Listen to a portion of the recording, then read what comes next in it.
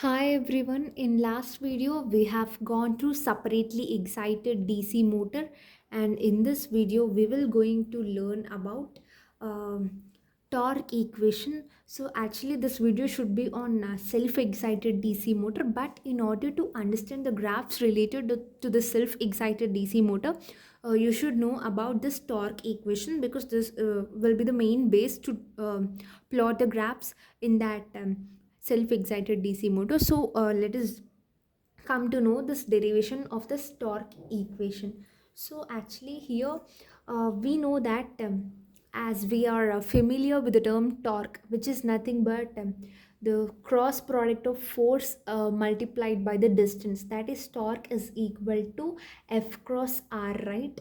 And we know that omega equal to 2 pi F. So here first let us consider like a rotating wheel of radius R, and here it was moving in a anti-clockwise direction, and let us suppose this to be the direction of the force, and like this is your tangential force and this is your radius. Now your torque will be equal to F cross R, and its unit is Newton per moment, Newton meter, and this R is nothing but the distance covered, that is distance moved, right?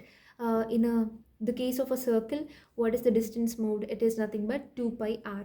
So now your torque is nothing but F into 2 pi R.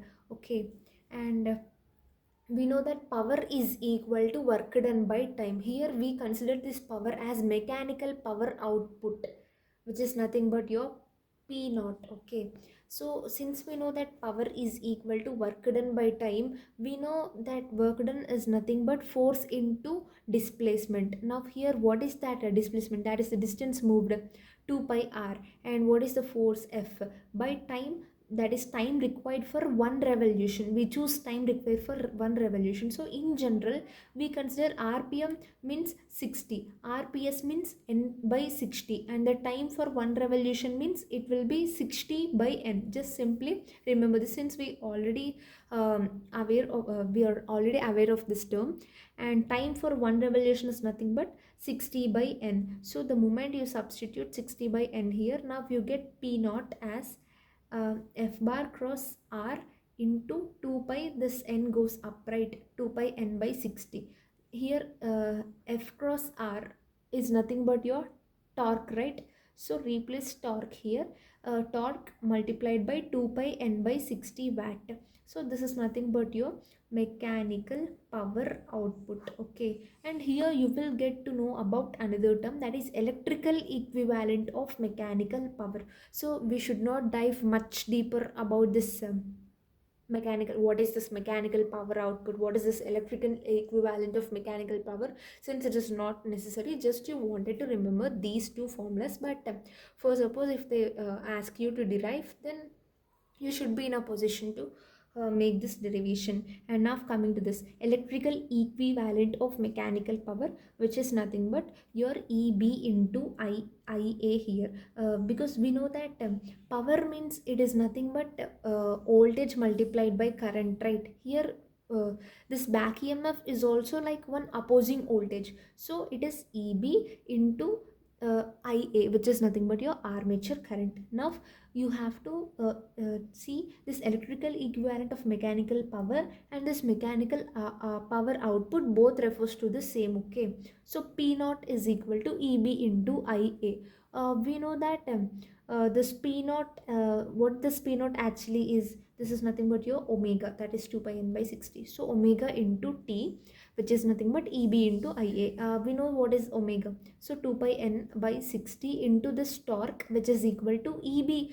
Previously we have discussed in last video, while we were learning about this separately excited DC motor, that eb is equal to 5z np by 60a, right? So your eb is 5z np by 60a into ia. Here your n get cancelled, 60 get cancels, and from this you get torque is equal to 1 by 2 pi 5 zp ia by a. Since you know that this 1 by 2 pi is constant, 1 by 2 pi is constant, and your zp by a, these were also constant. So you can write this torque is directly proportional to flux into Ia, that is flux multiplied by this current, right? So your torque is directly proportional to phi into Ia. So this is one of the most important one in order to plot the graph. So torque is directly proportional to phi into Ia.